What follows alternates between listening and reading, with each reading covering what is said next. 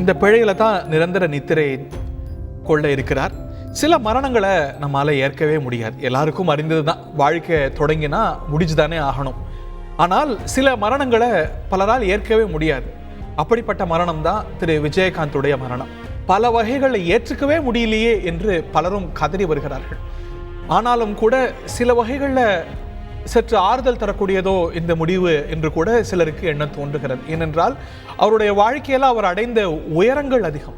ஆனால் கடந்த சில ஆண்டுகளில், குறிப்பாக அவருடைய வாழ்க்கையின் இறுதி ஆண்டுகளில் அவருடைய துயரம், குறிப்பாக உடல்நிலை ரீதியாக அவர் அடைந்த துயரம் என்பது சொல்லொன்ன அளவுக்கு பல துயரங்களையும் அடைந்திருக்கிறார்.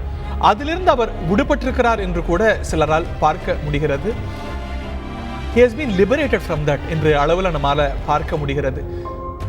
தர்மம் தலை காக்கும் என்று சொல்வார்கள். ஆனால் விஜயகாந்துடைய தலை காக்கவில்லையோ என்று பலரும் இந்த 2 நாட்களில் வெளிப்படுத்துறத பார்க்கின்றோம்.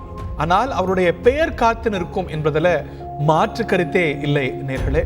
விஜயகாந்த் என்றால் ஒரு நல்ல மனிதர் அப்படிங்கிற பெயர் தமிழ்நாட்டில் நீடித்து நிற்கும். இன்னும் சொல்ல போனா தமிழ்நாட்டில் மட்டுமல்ல, தமிழ் பேசும் நல்லுலகத்துல நீடித்து நிற்கும் என்பதில் மாற்று கருத்தில்லை. அப்படி கூட சுருக்கிவிட முடியல. ஏனென்றால் தேசிய அளவுல ஒரு நற்பெயரை சம்பாதித்திருக்கிறார். பிரதமர்லேருந்து ராகுல் காந்தியிலிருந்து தேசிய தலைவர்கள் பலரும் கூட இந்த துயரத்துல தங்களுடைய சொந்த துயரம் என பதிவு செய்திருக்கிறத நம்ம பார்க்கின்றோம். ஒரு நல்ல மனிதர் தன்னுடைய இறுதி பயணத்தை தொடங்கி இருக்கிறார். ஒரு நீண்ட பயணமாகத்தான் இந்த பயணம் இருக்க போகிறது அப்படிங்கிறதுல மாற்று கருத்து இல்லை.